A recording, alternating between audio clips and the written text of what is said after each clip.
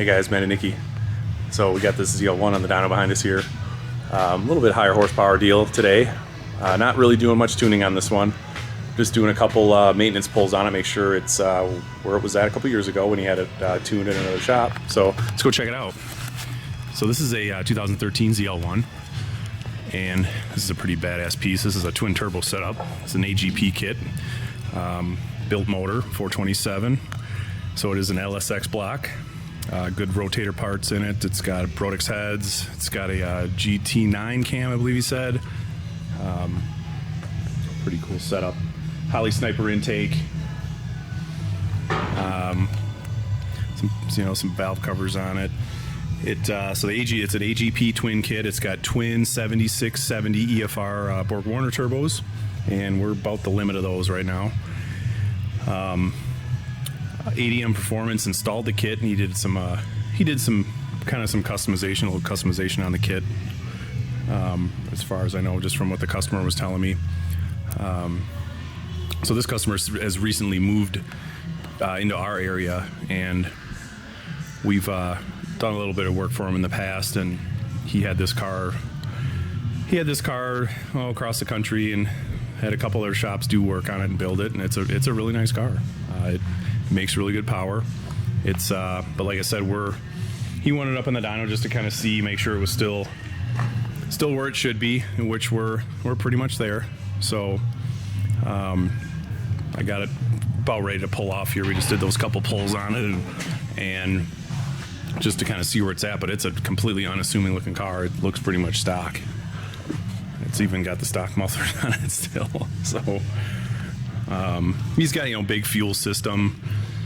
It is on E85, obviously. Yeah, that's kind of pretty much it. 427, just your run-of-the-mill 427 twin turbo car. So let's go take a look at the dynographs here.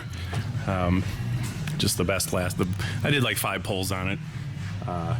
So those are kind of the 2 prettiest ones I was having. So obviously, something like this, we fight tire spin and stuff in the dyno. He does not have a radial. It's got street tire, just Nitto 555 G2s on it. So this blue run, you can see here, it was spinning tires up until it caught about 5,500. But yeah, that's 1,012. The red line there is 1,000. The IETs, the red run there was one of the back-to-back pulls I did, setting the boost controller up. So that was another thing we were doing. We were just he had some new wastegate springs installed, and we were seeing if we could get the thing to hold 20 psi. These runs here, it's hitting about 20 psi on the spool up here, but it's dropping. The dynograph does very. I'm gonna just get us to one dynograph here to kind of make it look a little bit more readable here. Bear with me.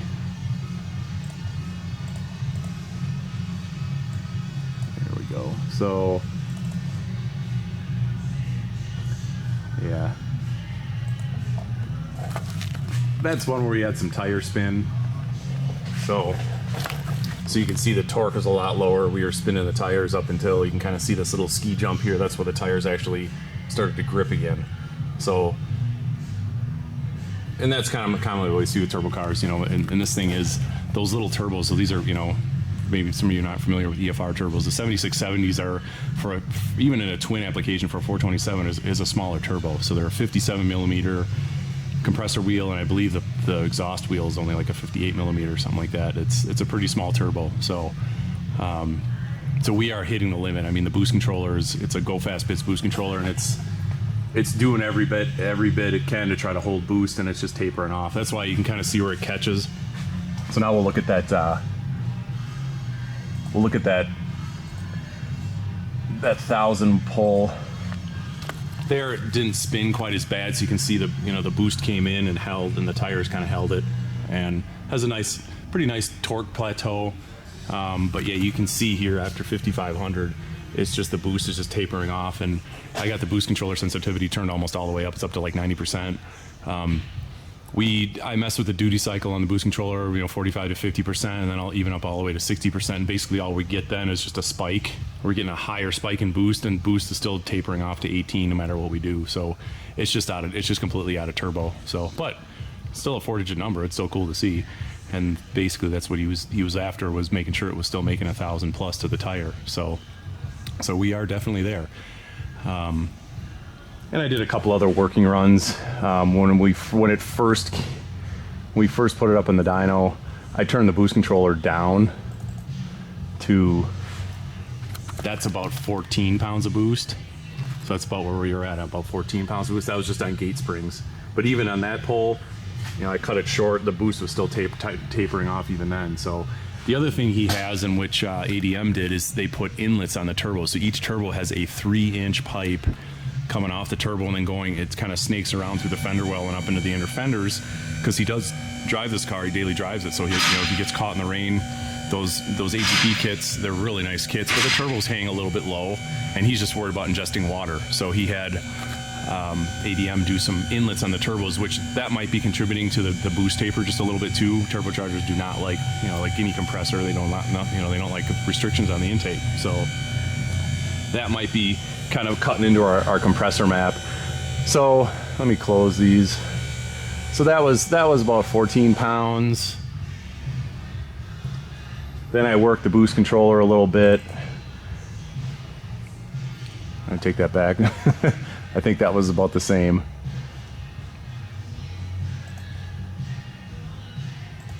I think that was still me playing with it. I have to go back because this was, yeah, that was still me playing with the boost controller. That was last week, so yeah, there we go. So then that 960 pole, that was 16 pounds of boost. So here we were obviously not getting any tire spin, so that's, we inched the boost controller up. All throughout these poles, I was not really touching the tune. This car is tuned with a mass airflow sensor. I did not do the tune on this car. In my opinion, this car should have a speed density tune on it with this much power. You just run out of resolution on the mass airflow sensors, where, you know, we're seeing, we can look at the data log, the last data log I did in a sec here, but I wasn't going to go through and completely retune it, and that's not who he was after too. The car does run really well, and it's just got way more than enough power on the street. I mean, it blows the tires off at 80 miles an hour, obviously, with this kind of power. So, so yeah, 14 pounds, 16 pounds, and we can go, you know, then we can just kind of work up to that last run there where, and that's us hitting, it's kind of hitting close to 20 here, but then it's tapering off to 18, even below 18 up here. So we're just starting to run out of, you can just see how, as I'm adding boost, now it's starting to taper off. You know, the boost controller's trying, but it just can't hold it. We're just running on a turbo. So that's kind of the 3 different boost levels I went to. I did, you know, there was a little bit of knock. I did pull a degree of timing out at about 6,000 RPM because I was seeing a little bit of knock in here on my data log, just to be safe. And the air fuel ratio was really fat, and I just kind of left it that way just because it's, again, with the mass airflow sensor and this much airflow, it's a little bit inconsistent. So some poles I was seeing, you know, low 11s, even mid 11s. Some pulls I was seeing high 10s. So you just got to kind of leave it like that, because I don't want it to, for some reason, you know, if it's going to go inconsistent, I don't want it to go inconsistently lean. I'd rather have it just inconsistently rich. Obviously the poles, that's the torque converter is locked up. He does have a, I believe it's a Circle D triple disc in it. So it is, the torque converter is holding. So we are getting decently accurate dyno pulls, you know, repeatable run to run to run. So so I am able, you know, when I'm data logging, I'm able to read this data and be pretty accurate in the data. So you can see that final run too, I was a little hot, so the turbo spool a little slower. That was kind of a back-to-back-to-back pull as I was setting the boost controller. That's just the way that these GFE boost controllers are. You gotta do, basically you gotta change a wastegate duty cycle, then you gotta do a pull to kind of set a peak, and then you gotta do a pull right after it, and then it'll attempt to hold what the last previous pull's peak was. So that's just kind of how they set. So that's why I did, you know, 6-7 pulls on it, just because I was playing with the boost controller, and every time I made a change to the boost controller, I'd have to do 2 pulls. So, but we were, again, getting to this kind of power, we don't like to just keep running it back to back to back to back to back on the dyno and beating up his equipment when he should be having, you know, having fun in the street and the track. So yeah, it was a fun little. It's always fun to play with twin turbo stuff and play with boost controllers, and I'm just gonna bring up this other run too. A couple of these runs, the tires were spinning, and it was doing all sorts of crazy shit. We had to bring the tires down to, yeah, that run it totally spun. So yeah, that one was 1,000. This one, yep, spun really bad on that one. Close that one out. That one was a little bit higher reading, but again, you can see that 1,000 was 1,000, 1,000 for the torque. Here you can see where it was obviously spinning through here, and then it caught, but made a little bit more power on that pole. And again, these are all these runs over 1,000 wheel were, I was seeing, you know, anywhere between 19 and 20 pounds at the spool up at about 4,000, and tapering to 18s, maybe 17 and a half at the very top here. So, so yeah, cool little deal. I can walk over here to got my laptop over my toolbox here. We can take a look at the data log quick. I can kind of show you that boost fall off. I think that last pull I did, I made a little change to the boost controller since we had a handle on what. Got launch out of the way here. So yeah, still got this pulled up here, so you can see that boost spike here. It was that's 20 pounds of boost there, and it was dropping to, that's actually 17 here on this pull. But that was after I made a change to the boost controller, and the boost controller doesn't have, once you make a change to it, like I said, you have to do subsequent pulls to get the boost controller then to kind of learn. So, and you can see it's extremely rich, but I'm just going to leave it like that because I was seeing some of these pulls, I was seeing, you know, again, I'm in Lambda. Some of these pulls I was seeing is, you know, 0.8.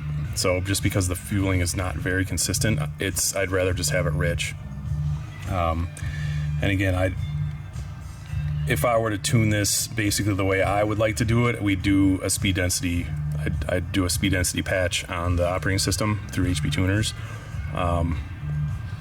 which this does have the ability to do that, and that would give me a VE table, and you could get the fueling way more consistent at, you know, at various boost levels. But kind of the example I'm talking about here is you can see where the turbo spools, I'm at 11,700 for mass airflow counts, and I'm only going up by that much.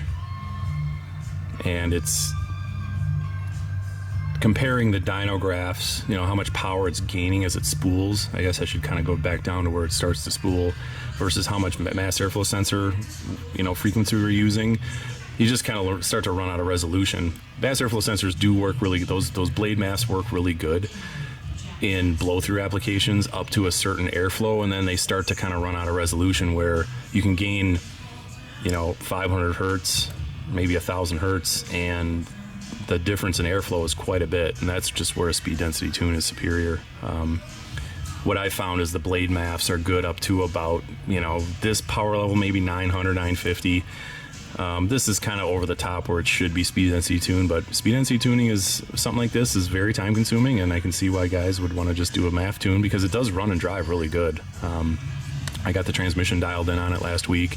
He's going to come in tomorrow, and we're going to go for a ride and make sure he's happy with the shift points and stuff. So, and the timing is, you know, it's about as much as it's going to do. It does, just because the boost is falling off, he had set it up to kind of creep up. I pulled a little bit of timing out of it down here. I was seeing a little bit of knock, you know, about 6,000 RPM. I just pulled a degree out. That got rid of that. Obviously, the last two pulls I did, I had no knock at that spot. So, and you know, MBT on a setup like this is probably about, you know, where it's the boost is higher like that, it's probably about, we're there, 19 and a half. That's it. So just in my experience in the, you know, from doing these types of cars in the past,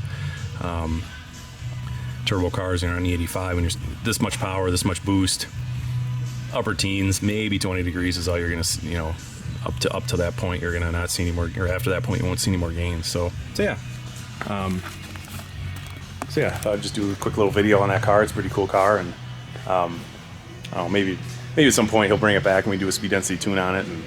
And we were talking about the inlets on the turbos, maybe changing those out for something less restrictive, maybe just putting filters on the turbos for some dyno pulls to see what it would do. But he's happy with that so far, and his main concern was those shift points. So yeah, guys, thanks for watching, and until next time, take it easy.